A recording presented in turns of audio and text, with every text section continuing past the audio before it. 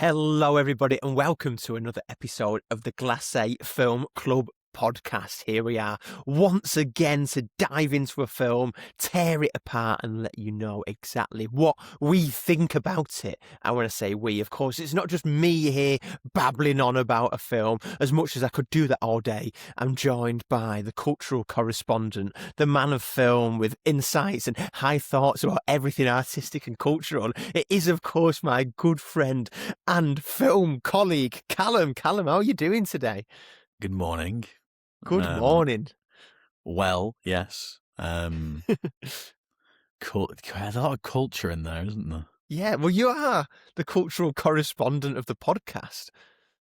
Is this because, when I come up from London, I bring the culture, Yeah, exactly. from there, It's like and talk to it with my northern proles. It's like, oh, they have galleries down there, you know. I feel like it's quite a ceremonial act now. When you hop on that train, you come up, you visit Leeds on the way, as you have to be diverted now.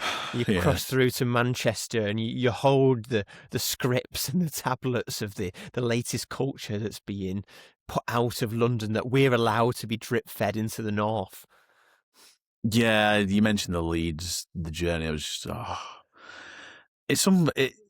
it's unbelievable. It took me, 5 hours, 6 hours to get back, because there was engineering work and it would have been like buses. And then I had to go up to Leeds and then come across. And of course, because I was traveling on the bank holiday weekend, it was like as soon as the northern train rolled into Burnley Manchester Road, like it turned into a nightclub, basically. It's like everyone just piled on, cans of Cruz Campo, just everywhere. Things got going. They didn't want to hear your culture. Well, look, it's bank holiday weekends. You know, people can do whatever they want. But at the same time, I was trying to read my book. Yeah. And what was the book, just out of interest? Ironically, it was Chav's The Demonization of the Working Class. That's a tricky one. That's a tricky one in such a moment. Yeah. So obviously, and of course, it's obnoxiously luminous yellow as well. Yeah. It's and you're such there an in the obnoxious corner. colour. Yeah, literally. Yeah. It's such an obnoxious colour. Really interesting, though. Really, I'm late to the party with that. Very good. Yeah. What else have I been doing? Well, what other culture have you brought up from the south with you? Well, oh God, I became a member of the Courtauld Gallery. This is exciting. This is exciting. Because these cultural memberships are racking up now. We've talked extensively about your Curzon membership, but now we're into galleries. Well, I wanted to see, there was an exhibition on at the Courtauld that I wanted to see, but it was sold out indefinitely. But you could still go in if you became a member. I was like, I see how it is. It's like you sell out the tickets and then you force people to become members.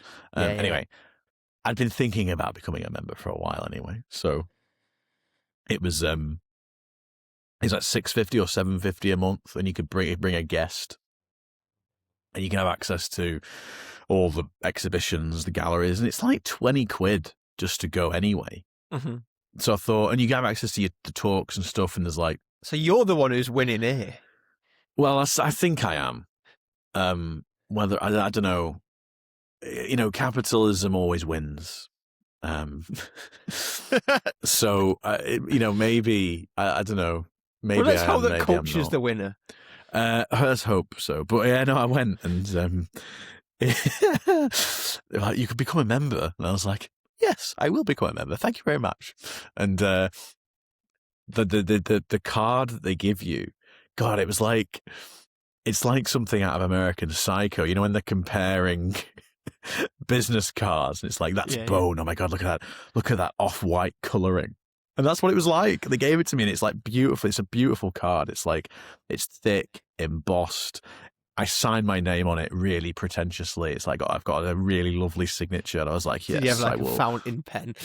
It was one of those, I was going to say Mubi pen, but that's ridiculous. Muji. It was like one of those Muji pens, those really fine line ones. This is a London shop, you know. This is a London pen. But I signed it, and it was like writing on silk. It was amazing. I was like, oh yes, I will sign this. And I was like, Mr. Callum Hyde, a member of the courthold.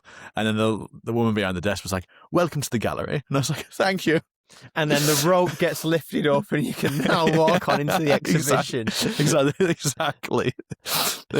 I can picture the scene. And you're going like, yeah, I'm just like, I'm a member now. Yeah, stuck the card to your chest. Yeah, I'm gonna have it tattooed on my chest. Courthold member. It's like, in case I forget my card, I'm just like, I'm one of them now. But yeah, I went into the gallery, and it was amazing. It was a lovely experience. I love the cold; it's very nice. But I got a coffee and a hot cross bun, and it was like $7.50, but they gave you like Danish butter with it, and it was amazing. Okay. If you put a country name in front of the food item, it always elevates it. Yeah, I think yeah. It was just, I saw them. They were like on the counter. I was like, I don't need this. I don't need any of this, but I want it. Yeah. I don't need any of this, but I want it, and I got it, and it was a nice little black coffee, hot cross bun, pissing in butter, amazing. Well, talk me through the merits of Danish butter then. Oh, I don't know. This is nice, wasn't it?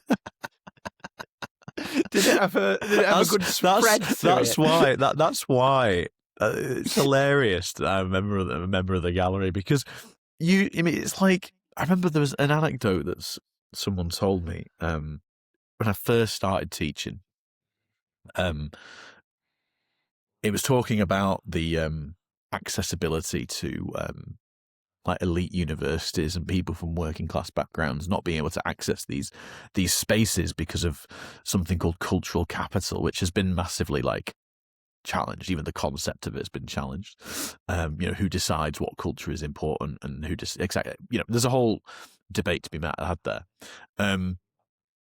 But he was saying on one of the entry requirements for, I think it might have been Oxford or Cambridge or one of the two, or it might have been a private school or something. I don't know. I can't remember. I can't remember the exact details of it.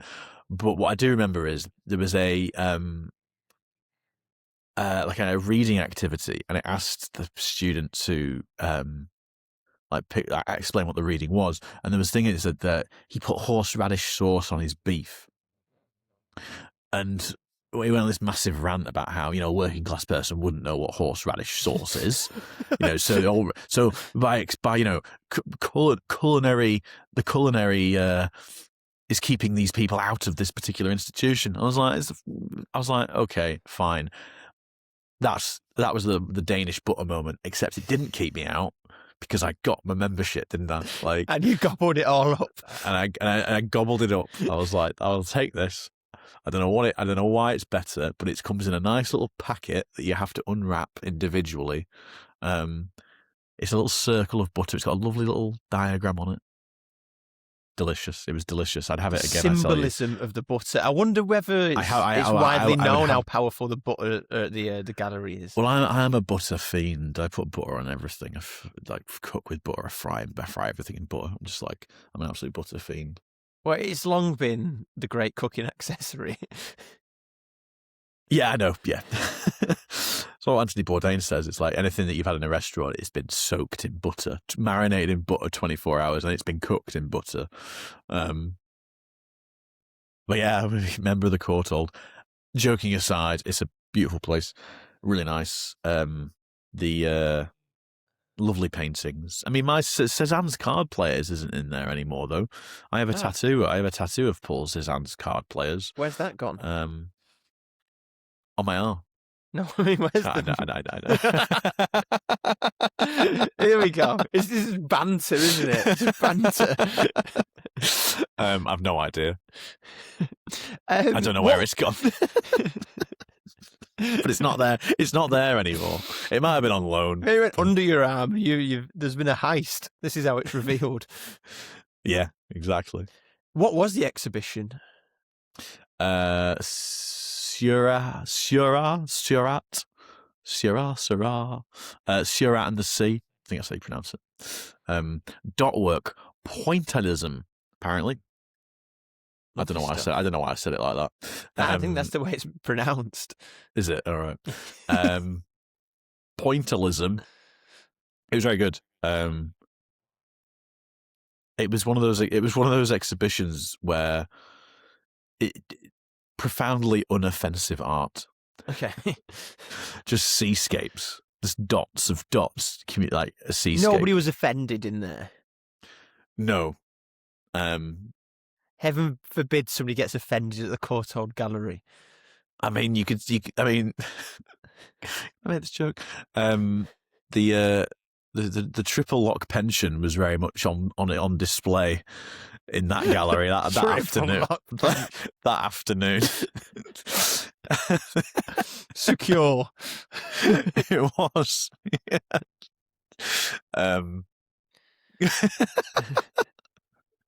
Maybe we shouldn't do. Should we just do a comedy podcast instead, rather than comedy podcast where no one laughs apart from us? Yeah. It's just us having a good time, and then well, this is just pushing more into less film chat and more about wanderings around galleries, which I'm well in for, and I want to double down on that because we've got our own joint cultural corner anecdote, and that was when we went to an exhibition together in the last week, as it was for the listeners, Callum's birthday. Happy birthday, Callum.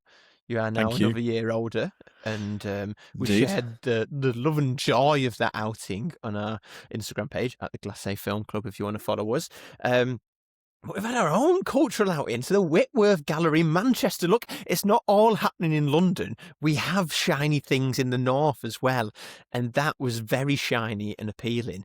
And what I liked about that and what I love about a gallery or an exhibition is the process of having the little potter. You look at something and then have a bit of a chit-chat about something that might not even be related to it. And you walk around thinking, this is good. I'm good. Look how high-minded I am, and it feels like such a heartwarming experience, and one that in our 30s is a nice precursor to then the pub crawl, rather than just the pub crawl. Well, I broke my sobriety. You did. I said I broke my sobriety. I drank heavily a week. Had I? No, I hadn't. Had I? I can't remember. No, I broke my sobriety. You had a dress rehearsal for the main performance. Yeah. And it was nice. I'd never been to that. I'd never been to the Whitworth Gallery before. Hokusai and Hiroshige. We'll go with that. But it was nice to get people together to go and look at some art, and then always, wander around, and then work our way down a series of pubs. Went to the Big Hands, which I haven't been to in years. Was a gem of Manchester, that pub, isn't it? It's a great pub. And pints for under £6, which is quite nice. But it sounds ridiculous. But it's in this economy, sounds though. Ridiculous. No, but in this economy, I can't say that with a straight face. Pints for under £6. It's a joke, isn't it? It is a joke. considering when we were at university, we used to be able to get pints for £2. Yeah. Real glory years, but we're not going to get too nostalgic on this podcast. We're forward thinkers. Wainwright Ale, £2. I remember the happy hour at Bowl and Bar. It's like, what was it? Oh, was it 2 till 4 or something? Or was it? Might be 2 till 6, I think. 2 till 6. Have some lunch and then have a pint at 2 o'clock, and then it would get to 6. It'd be like should have gone to the library and done some work. It didn't do that. Tuesdays were a write-off because we had that 4-hour seminar in the morning or something, and then we played pool in the evening for the college and university. Bar sports, darling, bar sports. Yeah. And it would 3 minutes to 6. Well, we have to get 5 pints now because they're £2. Yeah. A nice egg sandwich from Greg's and you're away for the night. And just sit there with 5 pints of ale and an egg sandwich. Bloody Talking about books that you intend to read. Exactly. And that's the university experience, and I wouldn't change any of it. Talk about books that you intended to read. And then it became down to a competition as to who could recommend the most books. Yeah, I think we should sell that more to college students. We talk about job prospects. No, we've got it all wrong. Sat in the bar during happy hour, getting an egg sandwich and talking about books that you intend to read is the quintessential university experience and the most valuable one. There you go. I've said that. Get that on the UCAS website. I mean, nobody reads anything anymore anyway. Everyone just uses AI to, do everything. So... But the bar crawl was good fun. I mean, Big Anne's, we did Sandbar as well.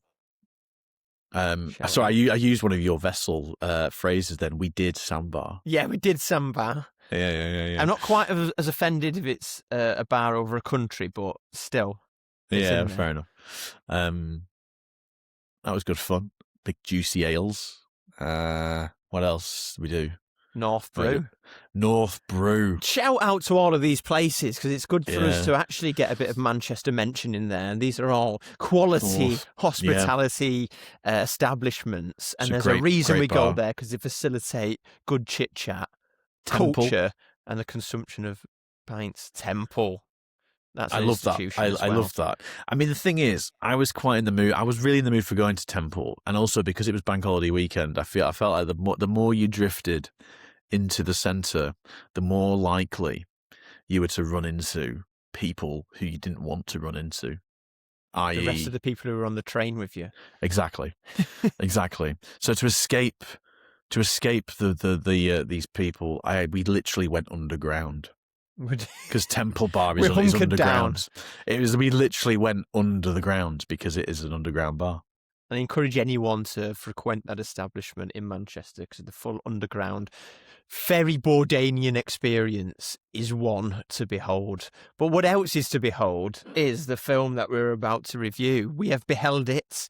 We will now behold the memory and discuss exactly what we thought about it. But before we get into the discussion, Callum, please can you tell me and the listeners and now the viewers what the film was and what it was all about. So we went to see Project Hail Mary, which Ryan Gosling's latest film, based on a novel by Andy Weir. Basically, it's about a school teacher called Dr. Grace who wakes up on an aircraft spaceship. He's essentially got sort of amnesia or inertia, and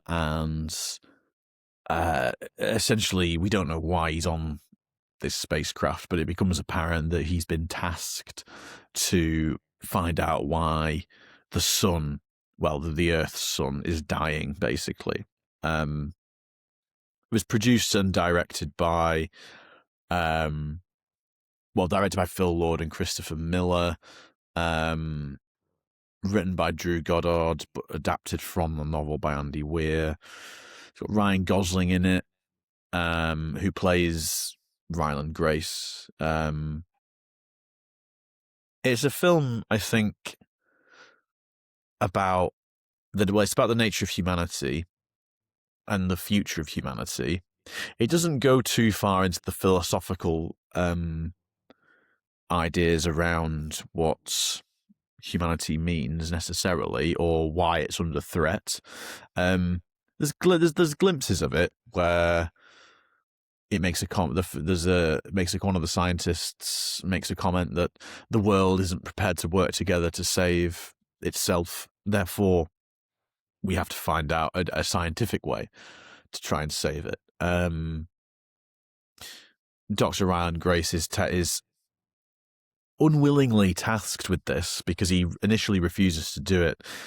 he was essentially a doctor, an expert in his field about whether life forms could survive without water. That was his research, and it was widely debunked, and he was kind of excluded from the academic community. And he ends up teaching biology in a middle school. And he's then called back, presumably by CIA, NASA, all these other scientists, to essentially try and put his research into practice.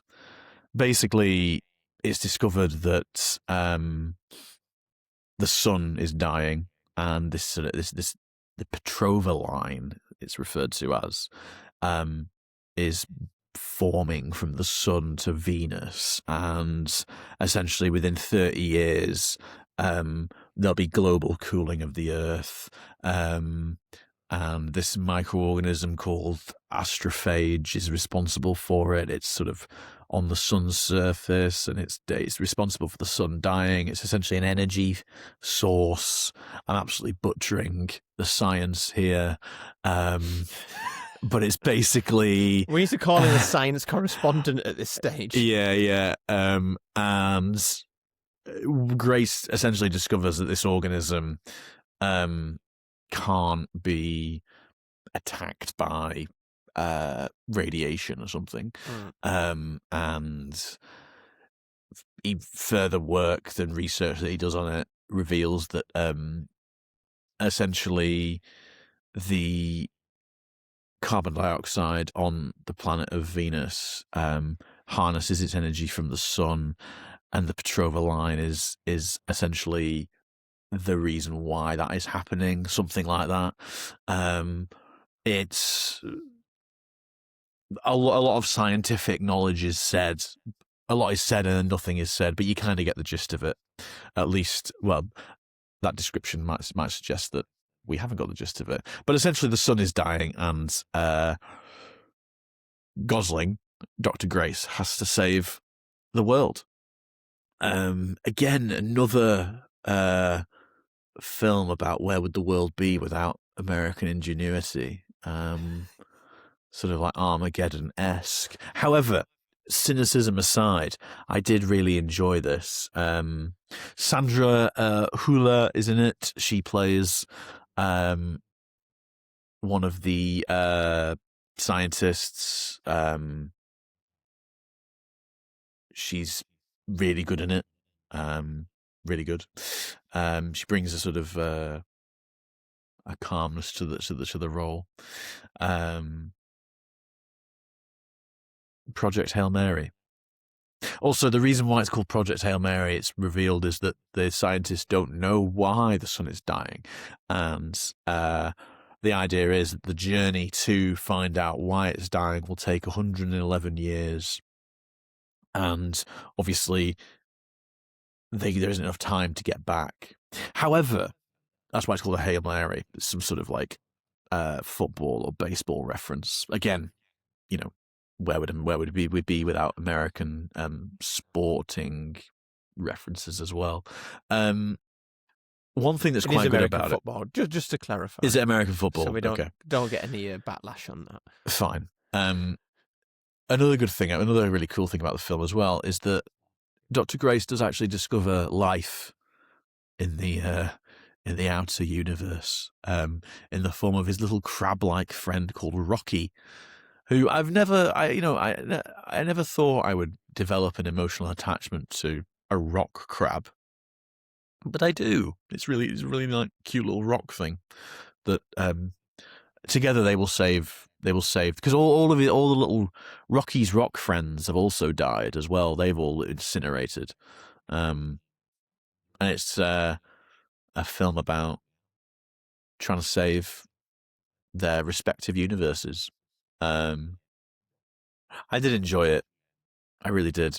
You know, Gosling brings an unquestioned charm to the role. He carries it, I think, and it's a really it's just fun. I mean, I went to see it at the IMAX as well.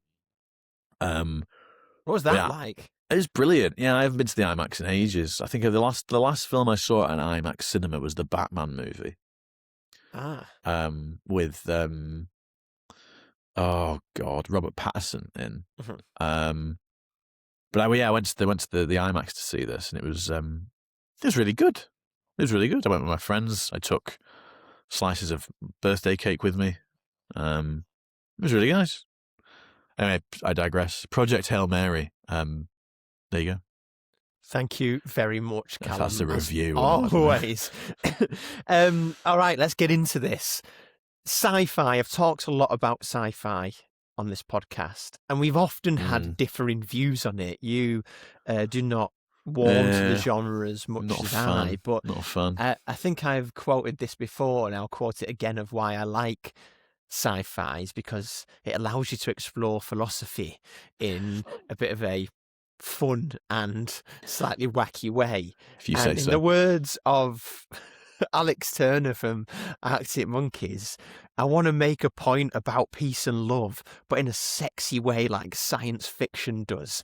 And the point being there is that science fiction can do something where it draws you in, gives you an intriguing narrative, but actually you could talk about higher things without necessarily realising it. Having said that, that's not this film. I don't feel that this film is too high-minded or trying to make too many big philosophical points.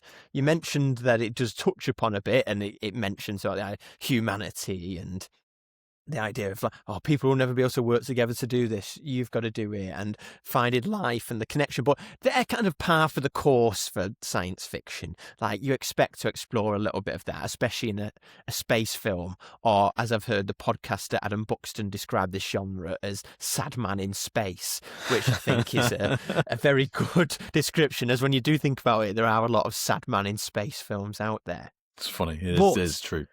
I'm not saying that at all as a negative of this film, because going into it, I did very much think it was going to be a negative. It looked very watered down. It looked very family friendly, which is fine, but it looked like it lacked a bit of teeth, a bit of bite. And when I did see the trailer, when we've got this slightly cute rock style alien in it, it looked a little bit naff, to be honest. And I did go into it thinking, this does look a little bit cheesy and naff. But you know what? Without having all of those other things that I think science fiction is good at, I just think it was a really good cinematic experience. And sometimes you've got to take your hat off and go, you know what? A very engaging, yes, entertaining, but at times poignant film was made there. I think with something like this, yes, it was sci-fi, but it did lean slightly more towards the family-friendly side of things, with a bit more adventure to it. But I was in for it. Like, I found all of it engaging and captivating. I thought it was pretty beautiful and stunning. There's definitely a few visual references to 2001 Space Odyssey in there, where you've got the nice circular tunnel that he walks through in his red spacesuit, which for historic cinema fans is a nice little nod. But in terms of creating a film that's big, that's splashy, that's not a superhero film or absolutely milking a franchise to death, it felt relatively original in terms of its take on a well-trodden genre and path through that genre. And I did find it engaging. You're right about Ryan Gosling. Like, that was the big pull for me as well. He's a man you want to see in a film, isn't he? And he can do so much. Like, he plays the serious roles, but there's, no matter what he's doing, there's a certain cheeky appeal to him that you want to be his mate. You feel like a certain sense of friendship towards him, and he captures that throughout it. And even though on paper I think this film could have been quite naff, I actually found it very compelling and appealing, and thoroughly enjoyed the cinematic experience that was watching it. But I want to throw back to you, Callum. You mentioned earlier, as you were going through the overview of this, that he's an American middle school teacher in it, and you've talked before how you like seeing characters of teachers, especially ones when they've got a bit of charm and appeal to them, very much for the sake of your own personal life. What do you think about the teacher character in this, and how did Ryan Gosling pull it off? Because it's not the first time he's played a teacher on screen. Well, I mean, the thing is, right, like, this is a very different type of teacher, because the teacher that he plays in Half Nelson, he's a crack addict Yeah. working in the Bronx, whereas in this one he's this fun, kooky, really quite attractive teacher. Actually, It's a good look, isn't it? It's a good look he's got in it. I mean, The glasses. no, the glasses, the little beanie hat that he has, like his hair as well. My God, but like he's teaching very engaged students, you know, and they have a little stitched ball. Look at the Earth, you know. It's like the Earth is lava. What does this mean? And they're sort of reciting these calculus equations that I don't even understand. But he brings a charm to the role, and also I think positioning him as a teacher, a middle school teacher, that's the buy-in that the audience has got for his character. You know, it softens his character. He's not just some, you know, in like similar films, right? That sort of these sort of end of the world scenario films where people have to save the world. I'm thinking like Armageddon, for example. Okay, the appeal of that is that like you've got these gruff oil diggers. You know, they're not charming in any stretch of the imagination. They're just they're men that will save the world. Which hilariously, I remember, this is a quite side note. Ben Affleck apparently said that to the director of Armageddon was like, I'm trying to think of his name now, I can't remember. It's like, why wouldn't it just be easier to train astronauts to be oil diggers? Why are we training oil diggers to be astronauts? Surely that doesn't make any sense. And the director's like, just play your role. That's very funny. Don't ask questions. Don't ask questions. Just take the $1 million that you're going to get from doing this film and shut it, basically. Anyway, what was I even saying? Oh, yeah. So, Teachers. And then Independence Day as well is a similar sort of thing, but it's like, you know, gruff man saving the world. Whereas this is completely, it's just not that. It's this smart, kooky, funny, softened biology middle school teacher. And it works because the film is about saving the world for the goodness of humanity. It's not an arrogance trip, which other films fall into this sort of category can be. Like Armageddon, for example. The characters in that are very arrogant. Independence Day, a lot of arrogance there, a lot of hubris. Whereas in this, there isn't that. He's quite humble as a character. And I think having him as a sort of a middle school biology teacher softens that and creates the stage quite nicely for him to be a lovable character. And he is. And there's a reason why Lego have made a little Project Hail Mary ship, because it's bridging the gap between appealing to children, which you could take your kids to see this film, but then, you know, it's a fun adult movie as well. The tone of it really it really works. I mean, it's complete nonsense, but that's fine. It doesn't have to be this philosophically charged polemic about the future of the world or whatever. It can just be let's just put these nice characters. I mean, even a rock is charming in it, and it doesn't speak. Well, it does speak, but yeah, it's you know nice I mean? to see a different rock in a big smash film for once. Very good, yeah. Very good, yeah, very good. But I think you know, the characters, the tone of the film, I think really work. You know, having him as a middle school teacher, I think works as well. I mean, obviously, like there's the story requires that, but I think that the tone of it, the tone of the film is quite charming, and Gosling carries it. I think his charm and his presence on screen carries it. Yeah, absolutely. And just going back to what you said there in terms of like, it is ridiculous.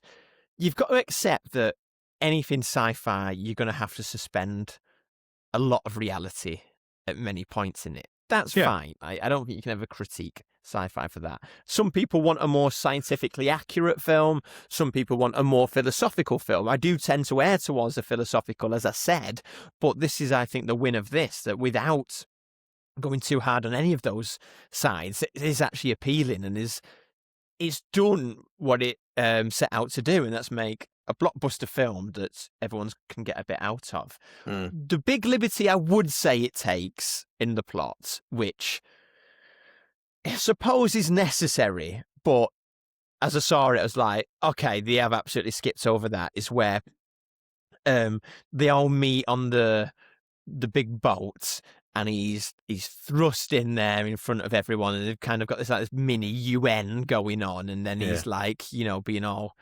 affable and like charming, and they basically tell him what needs to be done, and then he goes, well, how are we going to get there? Like they give this situation like of how far away it is and stuff like that, and he goes, well, one, we can't get a ship to get there in time, and two, the fuel is like, oh, don't worry, we can do the ship and we can get there. It's just the fuel that we need. So it's like kind of, they say about how far away it is and all that, and then they go, oh yeah, we can get there. Don't worry, the science is there and we have a ship ready to go. It's just a fuel issue. Like that massive step is brushed over of building this massive spaceship, the science behind it, how long it takes, all of that, which is, it kind of has to be. But I don't want to let it go too easily, because that's a big element that's just brushed over. Well, it's already 2 hours and 37 minutes. Yeah. I can't. I mean, there were moments in it where I was like, "Blimmin' heck! Like, where are we going here?" My only critique of it, and I know I hate this as a critique, and I've said it before. My only critique of it is that it was just too long. It didn't. There was points in it where I was like, I was feeling a bit, oh, okay, we're doing this again, are we? Like the contact with the rocky alien and all that sort of stuff. And then when he has to go back and save him, he has to make the decision to save the rock or to go home. I'm just like, this is going to be another 20, 30 minutes here, isn't it? Yeah, but I was thinking about that bit of like, is that too much? Because the film could kind of end, like the whole narrative is looped together when he's able to get back. And that could be it. But you know what? I'm going to counter on this, because I think it was quite brave to go, we're going to add this extended narrative to it, in that he goes to save him, and then that means he has to stay out there, but actually then he goes back to Rocky's planet. And then, we have this cheesy element where he's living there and he's teaching the mini Rocky characters. And there's definitely an argument to make that is a bit naff and a little bit cushy as it works out. But, and this is a but, I think it just about works as long as you accept it for what it is. It was a film that always had to end with heart and optimism, because it was that family element in there. And if it did just end with save the day, got back, lovely, I would have felt like that was just a bit too naff and generic, whereas they've tried something which was a little bit bolder, in the sense that it could have been felt as, that's well too long, that's too cheesy, you're pushing our acceptance of reality too far here. But I do think it works, like, because they've invited you into this film, telling you all along that it is a bit humorous, it is a bit family friendly, but we're still going to have some depth of emotion, and we're going to have spectacular visuals. So we're giving you all of that, to then expect that it was going to be rounded off in a really cutting, deep way was never going to happen. But I think it's got a certain satisfaction to the ending where, okay, you know that he could stay there, he could go back, there's some actual joy to that, but it's not just did the mission, there was some jeopardy, came back and completed it. There's an extra little bit there. So I never at any point felt like I can't wait for this to end. I was in for it all the way through. So I'm happy. I think if you're going to go beyond the 2 hour mark, you've got to justify it with something compelling. And I do think it was compelling. Well, I mean, it is quite accurate to the novel as well, because I mean, there is a point where, like, Grace, he's forced to choose between returning. And I read that it's quite accurate to the novel. I mean, I haven't read the novel, but it's quite accurate. It's accurate to it. Like, and then he sends his research back in a probe, which he does in the film as well. And then, he's teaching rocks on this planet, Mhm. and then learns that the Earth's sun, has returned to its original health, basically, if you can say that. And then he decides whether to go back to Earth or stay educating these rock people. Iridians, I think they're called. That's too much detail for me to keep on board. But basically, it's quite honest to the source material, and we've said, haven't we, that like adaptations are like can work if they maintain the integrity of the original story that they're adapting, and this does. And some films, a particular film that was released recently, didn't. So, this is accurate, I suppose. Mhm. Not that I'm one of those purists where I'm like, oh yeah, it has to be exactly the same. I mean, I got into a debate with somebody about this when I say debate, it wasn't really a debate. It was more just like a, why are you bothered? Rant. It was about Napoleon and there's a particular brand of man. There's a little Napoleon in a lot of men. A little Napoleon lives inside most men, and they get really wound up about certain things that, in the grand scheme of things, don't matter. They're like, well, actually, the Napoleon's Russian campaign was a lot colder than displayed in the film. Therefore, I'm going to disregard the entire story. I mean, it was a terrible film. Don't get me wrong. Ridley Scott should be put out to pasture. That's what, it's a controversial opinion, but it's kind of like, what are you doing? Like, but I'm just like, I'm not a purist in any stretch of the imagination. But if you are going to adapt a film or adapt a story or adapt something, you need to keep it integral, I think, to the source material that you're adapting. Because otherwise you're just using the name for your own ends.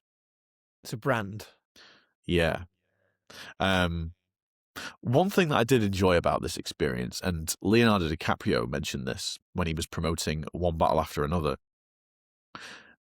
going to the cinema, and it was quite full on a Tuesday night, with other people, a communal experience of the theatre, the cinema, it was a great thing. It was really busy. It was a big IMAX screen. There was a sense of excitement about being in the screen with other people, sharing the experience, sharing the story of Dr. Ryland Grace trying to save a rock crab.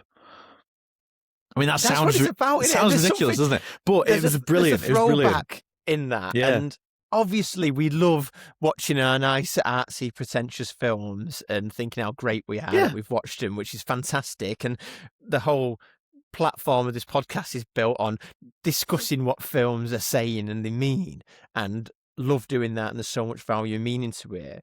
But there's also the cinematic side of film that is, we of course love going to the cinema for many reasons, but one of the big things about cinema is that communal experience, and film's community, because you can discuss it, it brings people together to talk about things, the film itself, but as we know, different themes and different topics. But there's something magic about being in a busy cinema watching a very big cinematic experience. And I noticed in the trailers, and I didn't realise this, that Steven Spielberg's got a new film coming out, and it looks very much in the guise of an older Steven Spielberg film. It's a big adventure with a big story. Yeah. And even though, like, if I had to choose my favourite films, I probably don't go down the route of bigger films like that. But it doesn't mean I don't like them, because there's something really compelling about the idea of a big story, a big narrative, and something just being thrown at you that can involve a lot of people. And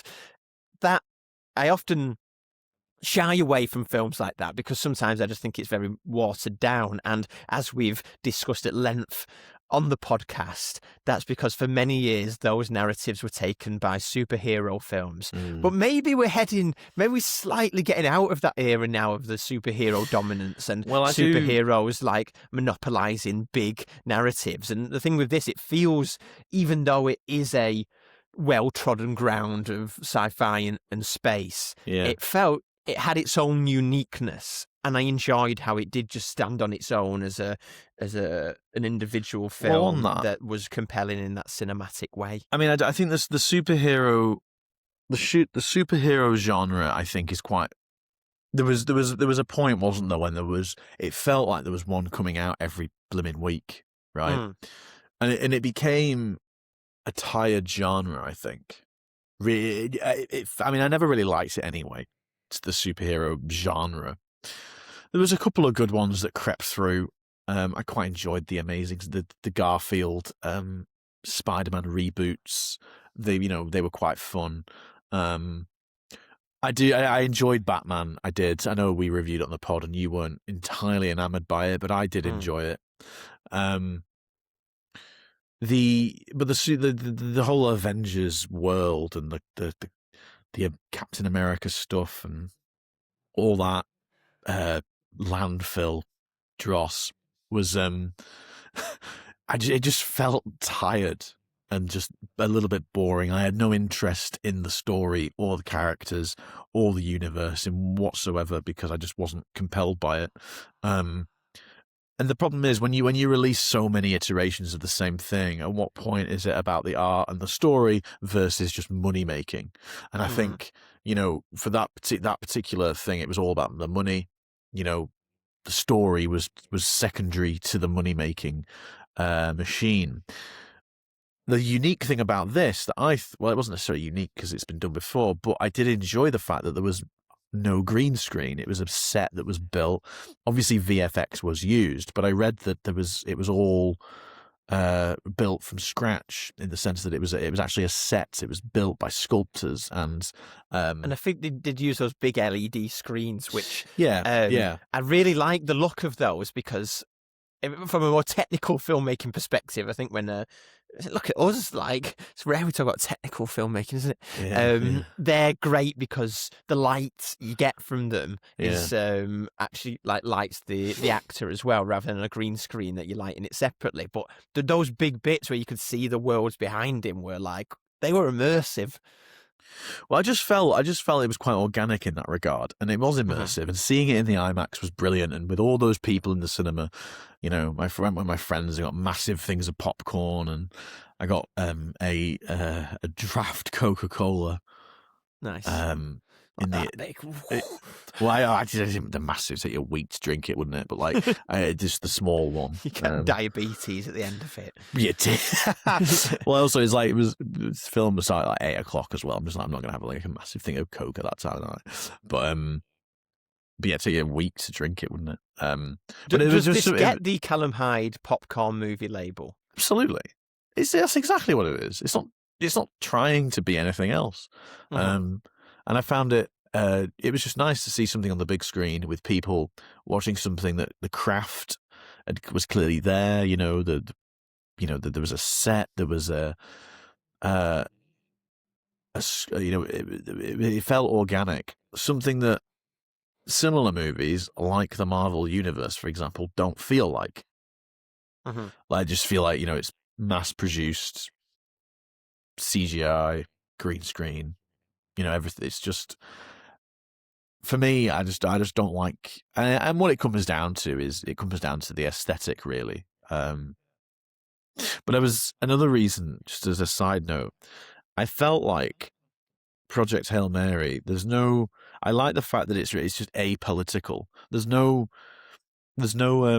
wider agenda here. It could have very easily gone down the route if it wanted to sort of veer off from the source material. It could have very easily gone down a route of commenting on the political implications of saving the world, and it could have gone to food shortages and martial law and all that sort of stuff. Which I think I would often criticize for not taking that in, but I think you have to then do well. Yes. Be just cinematic and entertaining element Well, of it if you're not going to do anything that's got any thought or exactly. higher And this feeling is, to it. Well, this is what I was saying. It's like the Project Hail Mary works as this apolitical popcorn film. And something that the Marvel films don't do, and I'm going to reference Stuart Lee here. I don't know if when he's have you heard about this when he talks about Captain America. Go on. It's like in the 70s, the comics were. He said this, like the comics were written by radicals and stoners, basically, and like if Spider-Man, for example, was operating now, he'd be fighting Trump's ICE agents. And in the 70s, when Nixon was in president, Captain America hung up his shield because he couldn't protect America anymore because it's corrupt and being led by a corrupt force. In this instance, it was Nixon, basically. But like, it doesn't do that now. Mm-hmm. And these, and I think that's the purpose of the Marvel thing, to criticize and to work within the confines of the state. Criticize the state. Because they're agents of the state. And I'm going to use Stuart Lee as a reference point there, because that's what he says. So obviously, because he says it, I agree with him. Yeah, there you go. Obviously, there you go. Joking aside, but what the Project Hail Mary does is something that it's not trying to be political, but it's still a great film in that regard. The source material might perhaps, or the source material would perhaps demand that it became a political movie, but it doesn't. And it could have done, but it doesn't. And I think that's what gives it its strength. And I get to watch Ryan Gosling be infinitely charming with his little glasses and cute, weird knitted jackets that he has.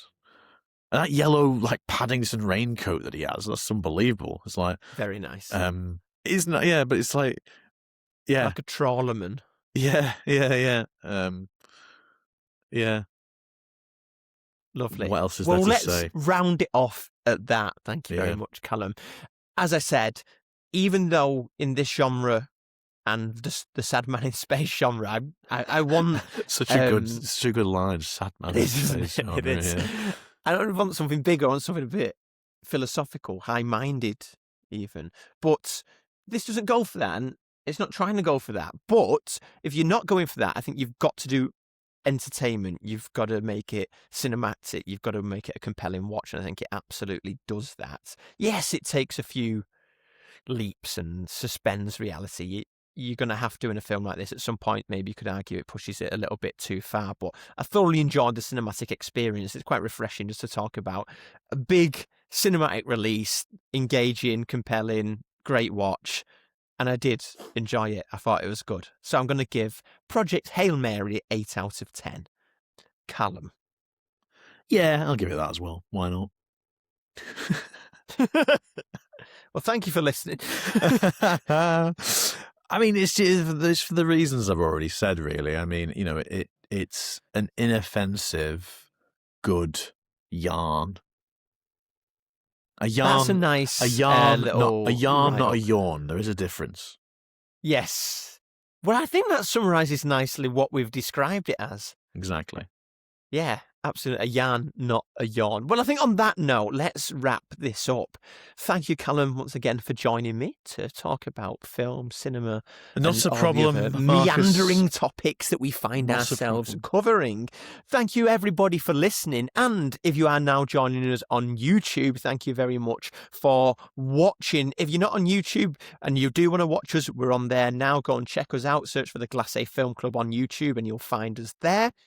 We're also on Instagram, where we do most of our chit-chat with listeners and other film lovers, so come and join us there. Our account is the Glacé Film Club, where you can see little behind-the-scenes peeks into our filmic lives. You can chat to us, send us your reviews, let us know what you'd like us to review, and hey, challenge us if you like. If you think what we're talking is a load of rubbish, let us know, because we always like a good bit of healthy film discussion. We're also on TikTok under the same name, the Glacé Film Club. And if you have enjoyed what we've been talking about, we'd greatly appreciated it if you gave us a review on whatever platform you're listening to us on, and please subscribe as well, because we want to keep putting the podcast out there, expanding the Glacé Film Club and the community of film lovers, and you are part of that, absolutely. But until the next time, that was another episode of the Glacé Film Club podcast. We'll see you all later.